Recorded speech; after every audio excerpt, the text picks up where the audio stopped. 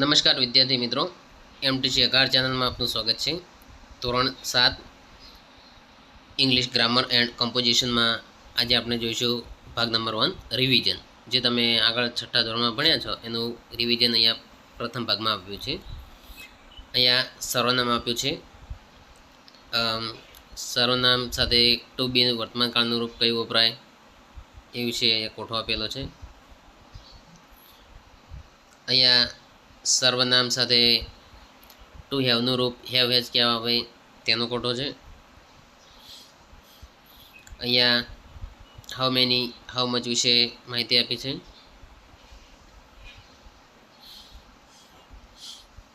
અહીં apostrophe S વિશે માહિતી આપેલ છે. મિત્રો આપણે સીધા એક્સરસાઇઝ જોઈશું. ઇઝ એમઆર વડે ખાલી જગ્યા પૂરો અને પ્રશ્નાર્થ વાક્ય બનાવી યસ નોમાં ઉત્તર લખો. ઉદાહરણ આપ્યું છે, Ram and Shyam are friends. પ્રશ્નાર્થ વાક્યમાં સહાયક ક્રિયાપદ ઇઝ એમઆર આપણે પ્રથમ મૂકીશું. Are Ram and Shyam friends? Yes they are. No they are not. અથવા તો નો તે આરન્ટ. તો મિત્રો આપણે આ રીતે ખાલી જગ્યા પૂરીશું અને પ્રશ્નાર્થ વાક્ય બનાવી યસ નોમાં જવાબ લખીશું. એમાં પ્રથમ વાક્ય છે, શિખા ખાલી જગ્યા માય કઝિન. તો શિખા એ સર્વનામ નામ સાથે ઇઝ આવશે. શિખા ઇઝ કઝિન. પ્રશ્નાર્થ વાક્ય ઇઝ શિખા માય કઝિન. એમાં જવાબ લખીશું યસમાં યસ શી ઇઝ. નોમાં જવાબ લખીશું no she is not. Number 2, the boys are playing. The boys સાથે આર આવશે. પ્રશ્નાર્થ વાક્ય આર ધ બોયઝ પ્લેઇંગ. જવાબમાં yes they are. No they aren't. એ જ રીતે આપણે ત્રીજું વાક્ય જોઈશું. Mister Sheller is a doctor. Is Mister Sheller a doctor? Yes he is. No he is not. Number 4, I am a clever student. Am I a clever student? Yes you are. No you are not. અહીં મિત્રો એક વસ્તુ ખાસ યાદ રાખીશું. અહીંથી પ્રશ્ન પૂછાણો તો એસનોમાં ઈ વડે આપણે જવાબ આપીશું અને યુ વડે પૂછાયો હોય તો આઈ વડે જવાબ આપીશું.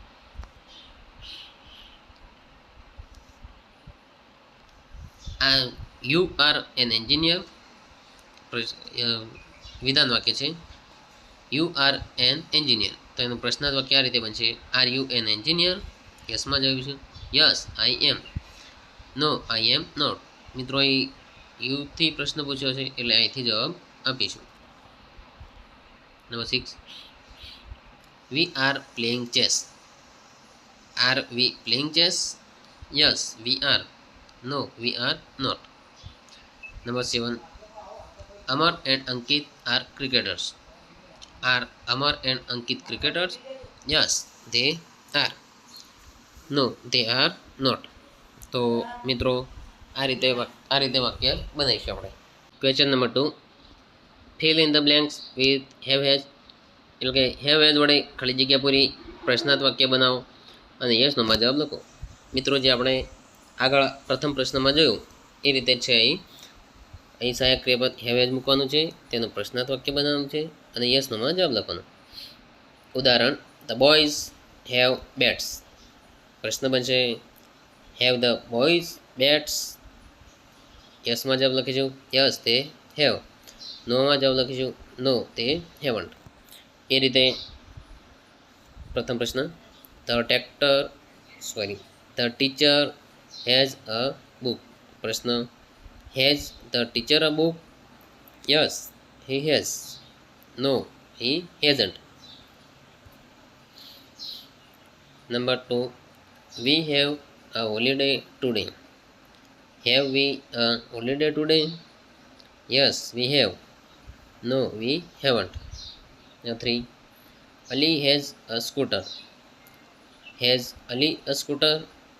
Yes, he has. No, he hasn't. The monkey has a long tail. Has the monkey a long tail? Yes, it has. No, it hasn't.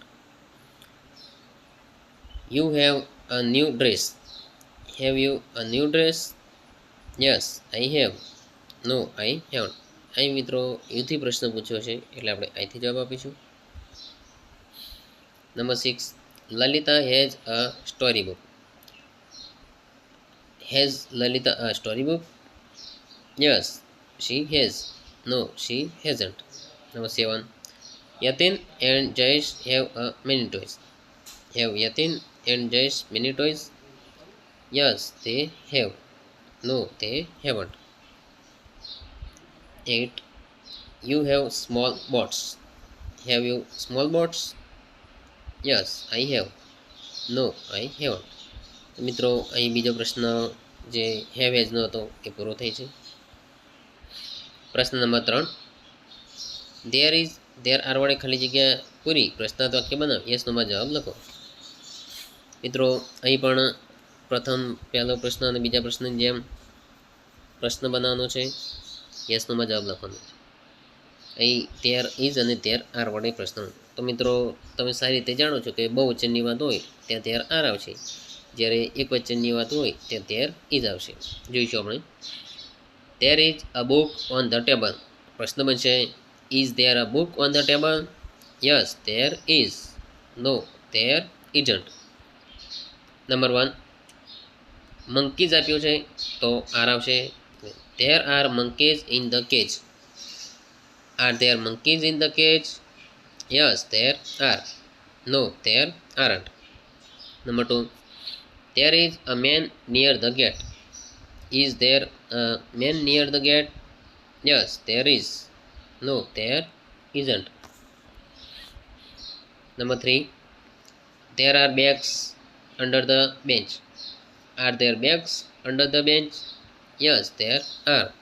No there aren't. Number 4, there are flowers in the vase. Are there flowers in the vase? Yes there are. No there aren't. Number 5, there is an apple in my hand. અહીં મિત્રો an apple આપ્યો છે એટલે ઈ જ આવશે. Is there an apple in my hand? Yes there is. No there isn't. Number 6, many boys આપ્યું છે એટલે આર આવશે. There are many boys in the class. Are there many boys in the class? Yes there are. No they aren't. મિત્રો અહીં તેર is અને તેર R વાળો ત્રીજો પ્રશ્ન પૂરો થાય છે. પ્રશ્ન number 4, how many how much ખાલી જગ્યા પૂરી કૌંસમાં આપેલા શબ્દોનો ઉપયોગ કરીને ઉત્તર લખો. મિત્રો અહીં હાઉ મેની અને હાઉ મચનો ઉપયોગ કરવાનો છે. તમે સારી રીતે જાણો છો કે જે વસ્તુ ગણી શકાય ત્યાં હાઉ મેનીનો ઉપયોગ કરીશું, જ્યારે જે વસ્તુ ગણી ના શકાય પણ માપી શકાય ત્યાં હાઉ મચનો ઉપયોગ કરીશું. જોઈએ ઉદાહરણ. How many oranges are there in the bag? There is 1 orange in the bag. એ મિત્રો ઓરેન્જની વાત છે જે ગણી શકાય એટલે હાઉ મેની મૂકીશું. નંબર 1, બુક્સની વાત છે તે ગણી શકાય એટલે હાઉ મેનીનો ઉપયોગ કરીશું. How many books are there in the bag?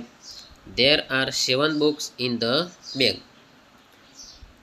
પ્રશ્ન નંબર 2, વોટર પાણીની વાત છે જે ગણી ન શકાય માપી શકાય એટલે હાઉ મચનો ઉપયોગ કરીશું. How much water is there in the jug?